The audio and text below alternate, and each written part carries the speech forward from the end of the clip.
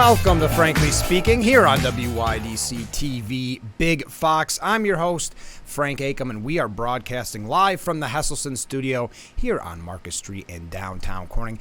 We have a lot to get to on the program this morning. We'll be talking with Bobby Jo Burdick. She is the chapter leader of the Armed Women of America. We're going to learn all about that organization and find out how you can become a member. A little bit later on, we'll be discussing, of course, the big day today for former President Trump. I know that is the main story throughout the media, and we'll talk about that and the interesting, in my opinion, the interesting twist, because the media has gotten themselves in a little trouble over this. They don't want to cover Trump because they believe that they led to his rise to become president, but they want to cover him in this giddy, celebratory process because they're so happy with what is going down in their minds. So we're going to talk about that here in just a little bit. First, I want to start. Well, let's first look at our guests coming up. So today, as I mentioned, Bobby Jo Burdick. Tomorrow, we'll talk with Steuben County Clerk Judy Hunter. We look forward to speaking with her. And then Thursday and Friday, a double interview with Duane Eddy, the Rock and Roll Hall of Famer. So if you have any questions for any of those guests, feel free to reach out to me here. That is the number, and I've been receiving a lot, and that's what I want to start with first, because we got an email yesterday. We were talking about the New York State budget, which hopefully we'll have an opportunity to talk about that delay. Of course, it has not passed. They put in that extension. We'll discuss that in a little bit. But we talked about this push to make everyone's homes and businesses all electric. And I thought this viewer had a very, very good point, and one that may be essentially overlooked by those in the city that don't live in the more rural areas. And this is anonymous. No name on this one. But a side note on the all-electric homes that are being pushed on us. We just spent 25 hours with no electric. Without our gas stove and the gas-powered generator, we would have had to leave our home. I'm sure lots of others would have been in the same boat. And that's a very good point. A lot of times those in Albany and in Washington don't really care about the quote-unquote unintended consequences. It's all about their pipe dreams, all about what they think, almost virtue signaling in a way, make them look like the most caring. They're the ones that want to do the most for planet Earth. So this is going to have a lot of unintended consequences, specifically if you have an issue with your furnace, with whatever. Now you're talking about a major investment, retrofitting, if you will, maybe is the word for your whole home.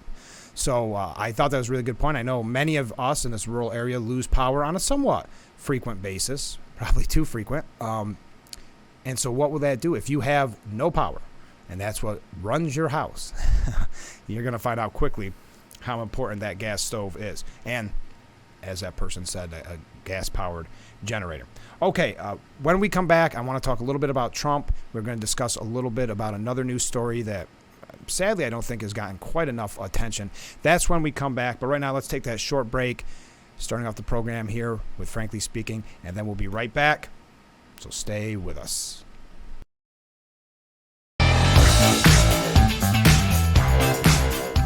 Welcome to Frankly Speaking. We had a couple little technical glitches there, which I would say, all things considered, not too bad for 3 weeks in. Only had a few minor things. So I appreciate you joining us. I did have a little bit of an introduction, but basically what it boiled down to is we've got a great email from a viewer. So I want to get to that. Again, this is Frankly Speaking. I'm your host, Frank Acom. We have to do a little housekeeping here.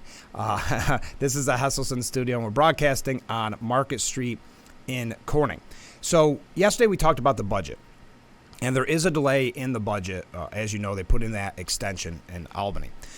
Hopefully, we'll have an opportunity to talk a little bit about that soon. But we referenced the fact that in Albany, they want us all to essentially retrofit our homes to pure electric. And this person, this viewer, very astute viewer, said this. Side note on the all-electric homes that are being pushed on us. We just spent 25 hours with no electric. Without our gas stove and the gas-powered generator, we would have had to leave our home. I'm sure lots of others would have been in the same boat. And that is a great, great point. It's the unintended consequences that they just don't worry about in Albany because they want to virtue signal. They want to show that they are the one that cares the most, whether it's about the environment, whatever the issue that they're pushing. So never mind those of us in rural areas, never mind people that can't afford this major upgrade on their home, because at the end of the day, they can say they quote unquote did something. Well, we'll see where that all comes, and it could be a part of this budget process. I know right now the sticking points seem to be, according to the news reports, bail reform and housing. Bail reform we'll get to a little bit later on. First, I have 1 minute before we go to break, and I don't want to run too far behind. I have not seen this covered in the way it should be covered. This is very troubling, but the Chinese spy balloon that was so prevalent in the news before, it was gathering intelligence from the U.S. military. That is what's being reported. China was able to control the balloon so it would make multiple passes over some of the sites.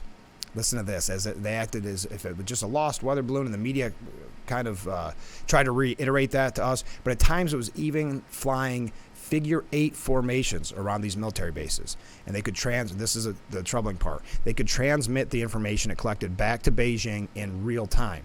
So it doesn't matter when they took it down, that information already being sent. So I didn't think that got the coverage from the mainstream media that it should. Obviously, the coverage right now is nothing but Trump, Trump, Trump, which is going to be fascinating to see how this unfolds, because the media does not, they believe that they won President Trump the election because they covered him too much. They thought he was a joke. They were getting a big laugh out of it. So they played all his rallies. They played all these little press conferences, and they thought it was hilarious.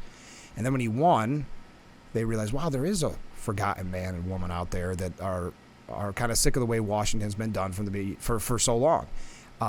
So now they want to cover him because they're just giddy over this indictment. They want to celebrate it, scream it from the rooftops, but they also don't want to give him too much coverage to put him back in favor with even more. But if you look at the polls, dominating the Republican field. So the coverage of this is going to be something to watch very closely. But I do have to take a short break, so please stay with us. We'll be right back with Frankly Speaking. I know we had a little technical glitch at the beginning of the program, so I want to let you know that our guest this morning, Bobbi Jo Burdick, she's the chapter leader of the Armed Women of America, and we look forward to talking with her. So stay with us. This is Frankly Speaking, and we'll be right back.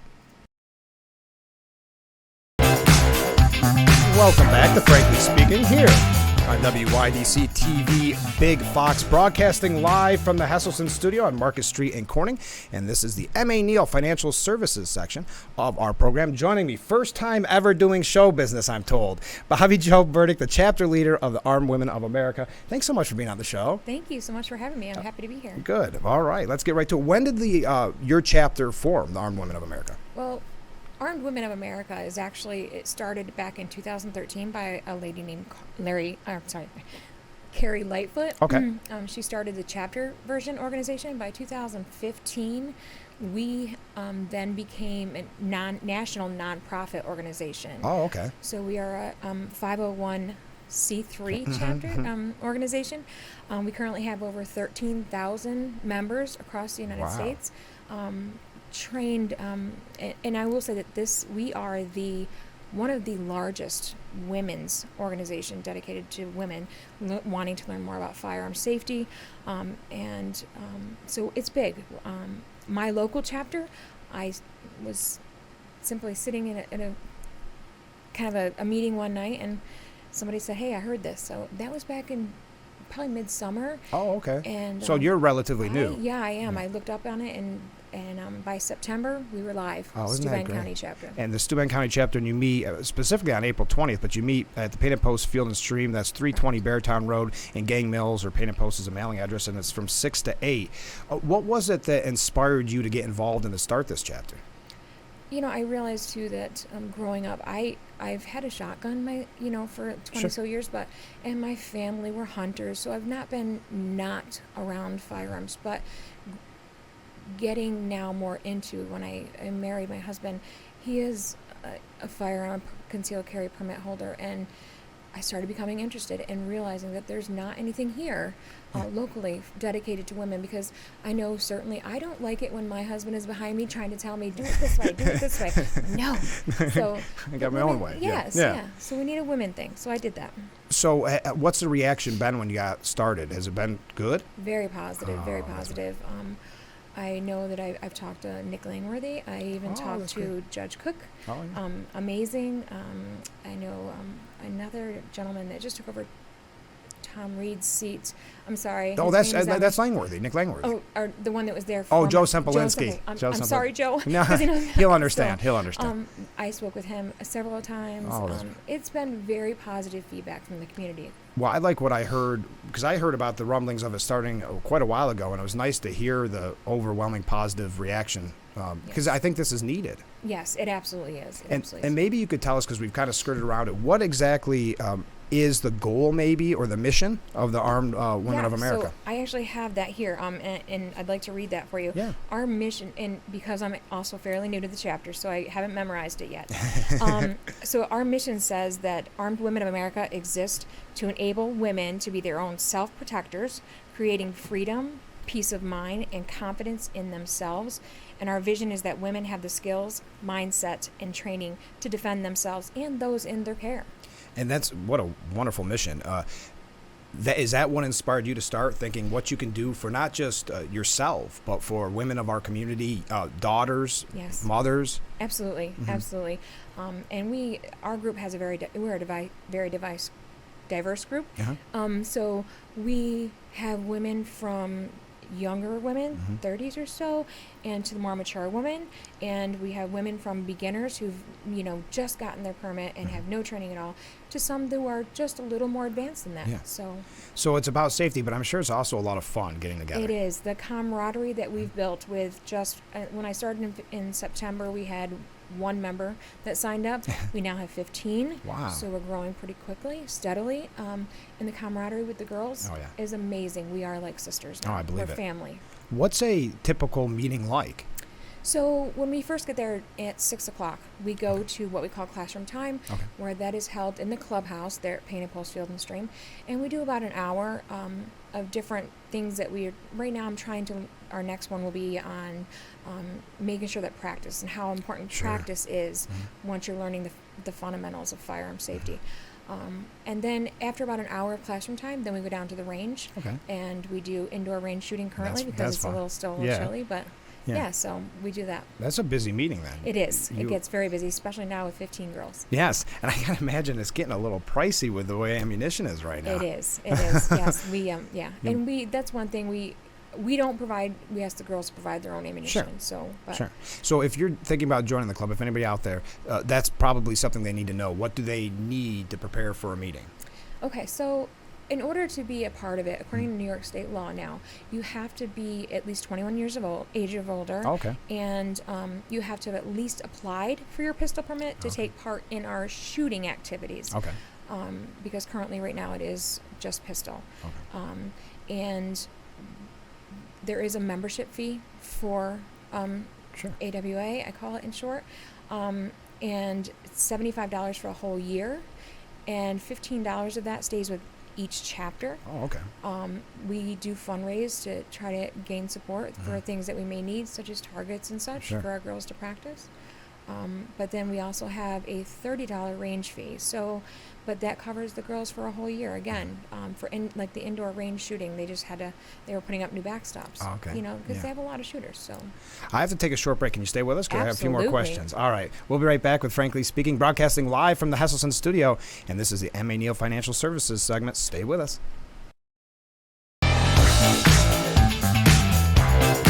Welcome back to Frankly Speaking here on WYDC TV Big Fox. I'm your host, Frank Acom. We're broadcasting from the Hesselson studio, and this is the M.A. Neal Financial Services section of our program. And joining me, Bobby Jo Burdick. She's a chapter leader of the Armed Women of America, and this is a Steuben County chapter. They meet the third Thursday of each month at the Painted Post Field and Stream. That's 320 Beartown Road in Gang Mills from 6 to 8. You do have very busy meetings. We do.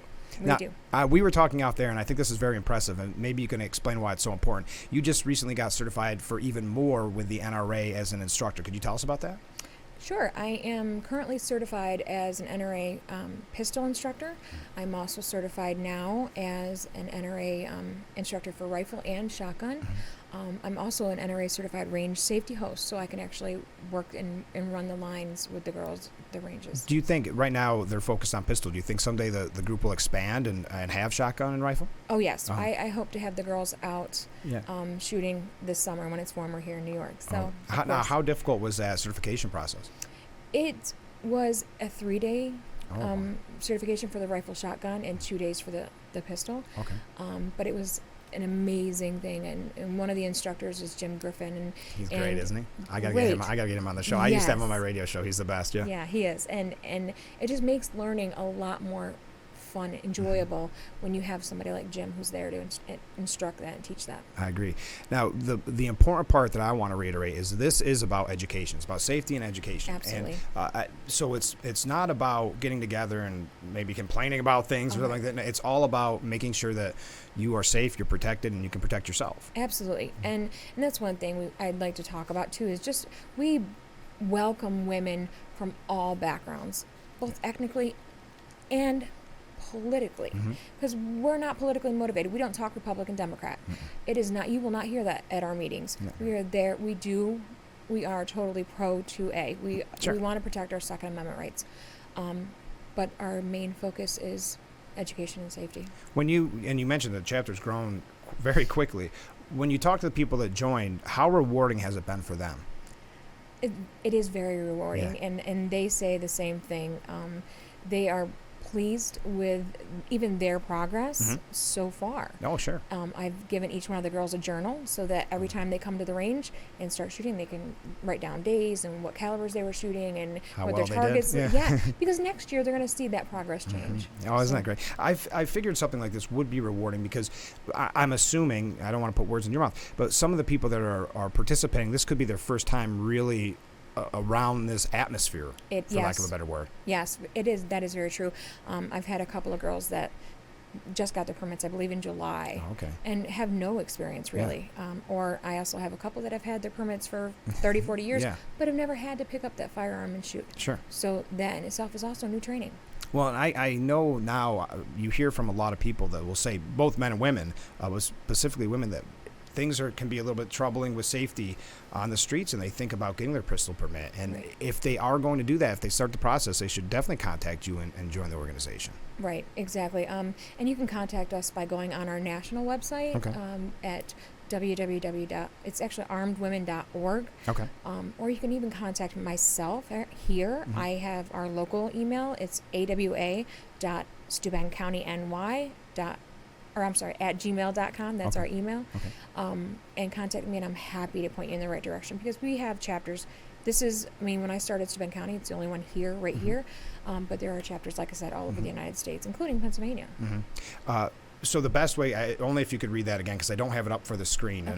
But if anybody has any questions, they can contact me, and I can get that contact information to them. But if you would give that email one more time. So for myself here, my private email for Steuben County chapter is awa.steubencountyny@gmail.com. Okay. And like you said, this is open to all women. All women. So if you're even on the fence over this, contact you, and you can explain. Maybe they can come to a meeting and see what it's all about. Sure, absolutely. Come to a meeting and sit in and see if it's something that you'd like to have and participate in. And just before we go, I'm not a woman, so I can't join. But that's okay. I'm glad that you started this organization. But how can I help? Or someone watching say, this sounds like a wonderful organization. How can we be a part of it, even if it's on the sidelines? Sure, I appreciate that. So we actually have a website with the national website that you can get on, that armedwomen.org. And there are ways on there that you can donate, even through like Amazon Smile. Oh, okay. Wow. Yeah. So that's great. There's ways on there to donate. And you said you're going to be holding some fundraisers. We are going to try to do some fundraising. We are working with a local vendor here in Odessa, and we just got approval through our national office to do different T-shirts and mugs and hats and whatever we can come up with and that money will stay directly with our local chapter to help our local girls. Oh, that's wonderful. Well, when that happens, you'll have to let us know so we can promote it, okay? Thank you so much. All right, Bobbi Jo Berg's been our guest. Thanks so much for being on the program. This was fun. See, I told you it was easy. You want to do it again? Oh, yeah. Well, right now? A little bit. All right. Thank you. Yes, we'll be right back with Frankly Speaking here on WYDC TV, Big Fox. Stay with us. Welcome back to Frankly Speaking here on WYDC TV, Big Fox, broadcasting from the Hesselson studio. Thank you again to our guest, Bobby Joe Burdick from Armed Women of America. That sounds like a really great opportunity for many people out there. We're so glad that she could be a part of it. She did a great job. So we have a few news stories to get to. I don't know how badly you want to talk about Trump or hear about Trump. Not the man himself, but all this fiasco going around with the media. As I said, I do think it's very interesting how the media is going to cover this, only because they don't want to give him the attention. They've made that crystal clear, but yet they don't know what else to do because they're happy that this is happening. But there have been, some interesting takes on this. First of all, the live updates. If you're not up to date, if you're just waking up and you're making us a part of your daily routine, we appreciate it. Trump's lawyer last night, I believe it was on Hannity, he said that there won't be a gag order.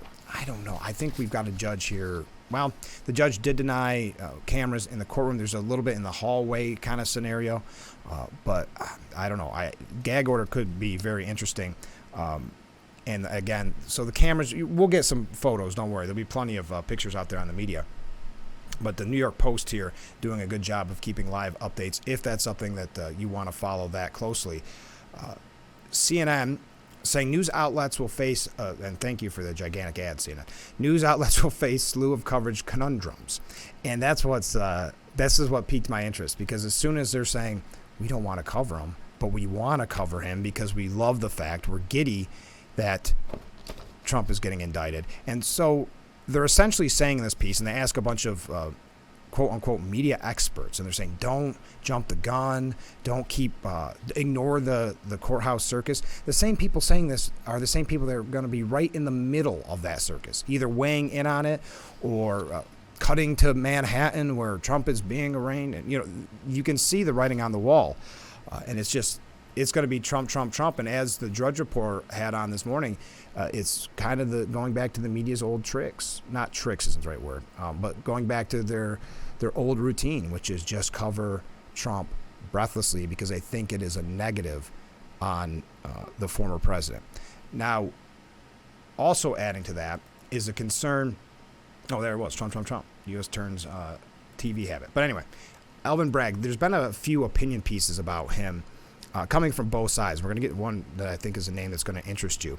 But they believe at the New York Post, specifically Paul Sperry, that this could open a Pandora's box for Democrats. And I think that's a very good point. Some people have speculated that President Biden hasn't announced that he's running for re-election because something could come from Hunter Biden or investigations into his family. They want to pick the perfect time. Some have speculated he's not going to run. We've talked about that in the past.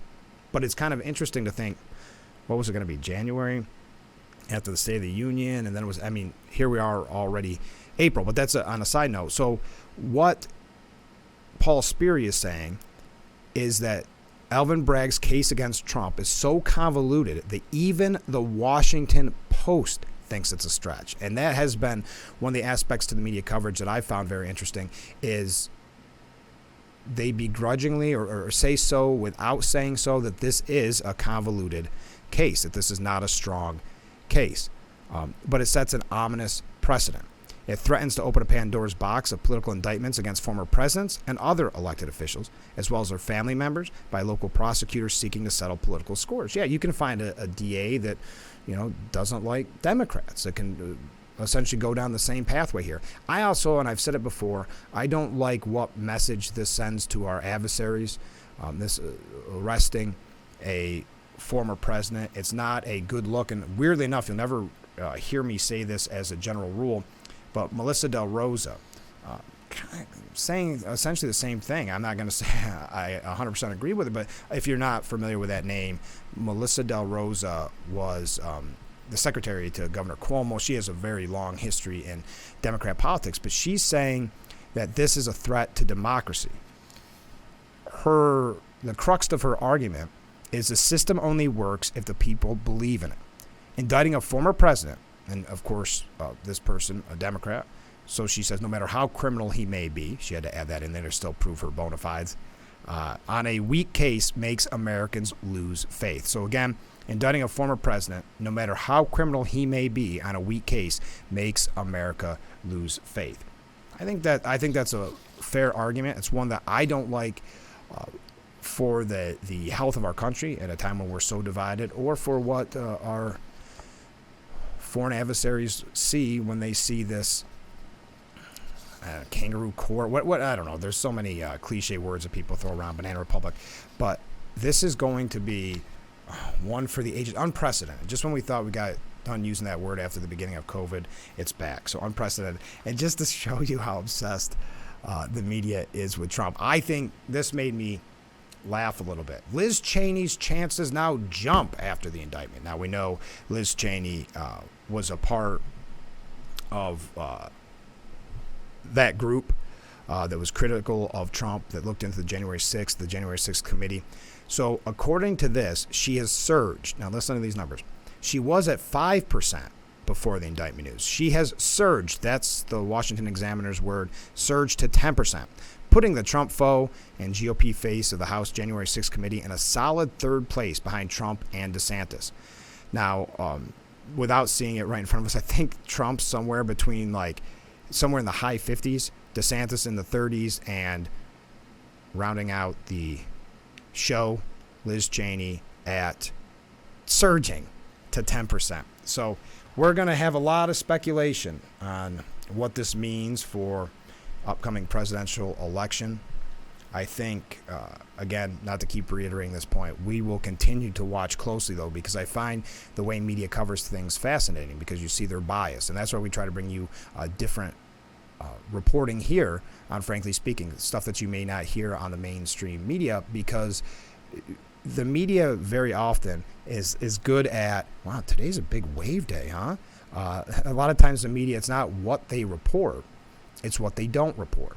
And that's what the people from CNN were essentially saying. Don't report this. Don't let the American people know what's going on with Trump. The more coverage we give them, the better chance that the forgotten men and women of this country that voted for him last time, that think, well, we're sick of the way things are done in Washington, they might start thinking again about a Trump president. That's their mindset, that they don't want to give you the news of the day because it somehow could potentially help a candidate that they cannot stand. I know Jen Psaki, the former press secretary, saying yesterday, don't fall into this trap of celebrating this announcement. I think the damage is done on that. They've celebrated, just watch Saturday Night Live. They've celebrated this, and now they've got to find a way to cover it where they can still go after him, still present the news as they have for how many years, but also they have to rein it in as where people don't make him, and I'm not the one saying this has been Democrats saying this, making him almost the martyr, or making him some, a victim of the swamp. And I think Bragg fell into that trap, wanting to, whether for re-election or just because of a dislike for Trump, maybe fan the flames to help Trump even further and prove the point that he would make over and over again, that the swamp was out to get him. And Bragg looks as if, obviously he's political, and obviously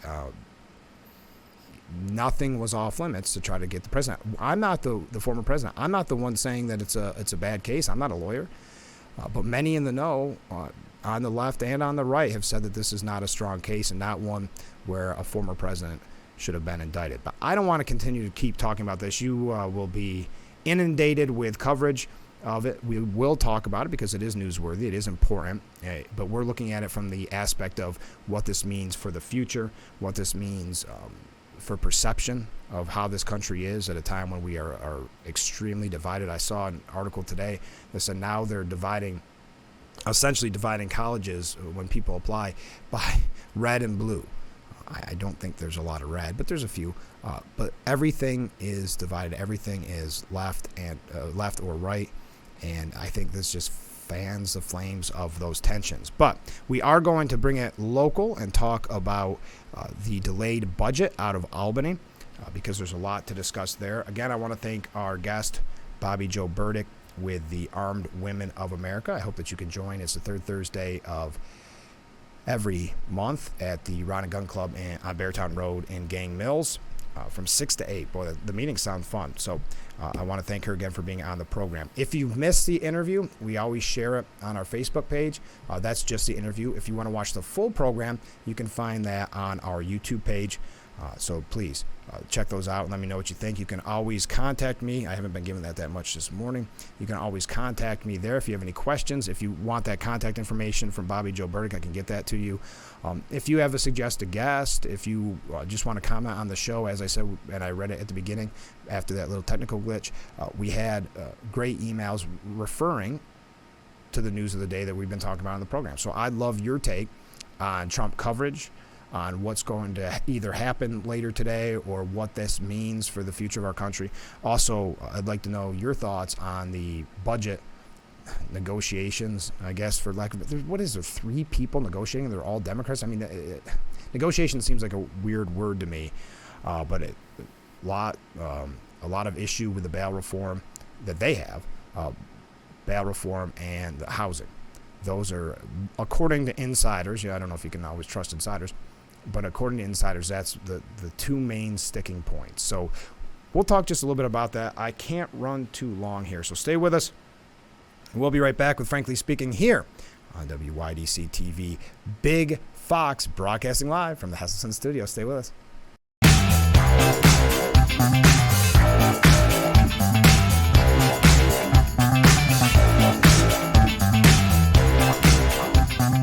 Welcome back to Frankly Speaking here on WYDC TV. Big Fox, thanks so much for joining us. Let's talk about the budget process. We know that it's already late. We're looking at perhaps next week. We have a couple stories on this. There we go. So it's already late. They've punted to next week. The maneuver all but ensures passage of the full budget, which is already late, and will clock in. This is what the budget will clock in New York State. At least $277 billion. And it will wait until at least after Easter Sunday, with many lawmakers unable to return to the Capitol this week after Wednesday's first day of Passover. If a full budget agreement isn't in place by April 10th, Hochul and lawmakers would have to approve another extender to ensure state operations continue to function properly, meaning that they get their paychecks. That's maybe the major issue here. But what they're saying behind the scenes is it's bail reform, and some housing issues as well. But the bail reform, the most major stumbling block on this budget. But this stopgap measure that they voted in will cover government operations through April 10th, as I said, and that means that 57,000 state employees will get paid this week, while Hochul and our fellow Democrats seek common ground. And that's what I find so interesting. It is the Democrats negotiating with the Democrats. I mean, this is essentially Democrat on Democrat infighting. What Carl Hastie is saying about bail reform. He said, I would say bail is now taking up all the oxygen in the room. I'd say that where things are is data versus perception. New York remains one of the safest states. New York City remains one of the safest cities, but I don't think people feel that way. Yes, I would say most people do not feel that way. They are saying they don't believe it to be a very late budget, just late. It was supposed to be in on April 1st, which was Saturday. But the bail reform that we keep talking about, it blows my mind, like this article here from NewYorkStateOfPolitics.com, that there are so many people that are and it's not against sweeping bail changes, it says. It's not sweeping, it's really minor changes overall. I'm assuming this is more of a press release from these progressive groups, but 200 progressive groups urging that Hastie stay strong against any compromise. And luckily, surprisingly, Governor Hochul, I think, seeing the polling numbers, saying, no, we have to do something about this for the safety of our residents. So how long will she hold out? If they do concede even a little bit, what does that mean that they're getting on the back end, meaning the Hasties and like that? That's what's going to be kind of fascinating. So the plea from the groups, I'm not going to go through all the names, but 200 progressive groups. Hochul is seeking measures in the budget that would end the so-called least restrictive standard. We are fighting today and every day for a safer, healthier, and more just New York. the group said in a statement. Yeah, it's going to be a tough sell, apparently. But there is one, and this is the New York Post editorial board, one cheer for the state budget delay. If it gets us any kind of bail reform, I say keep delaying it, not to mention maybe it saves us a little bit, a couple of dollars here and there. The governor, in particular, is right to hold firm on several of her key proposals. If her legislative partners keep holding out, she should start insisting that some of them be part of the extenders. So putting these in the extenders, whether it's bail reform, whatever the case may be. We're going to wrap up this conversation. I just realized I have to take another short break. But we are going to talk a little bit more about this piece from the New York Post. So stay with us. This is Frankly Speaking on WYDC TV Big Fox. We'll be right back.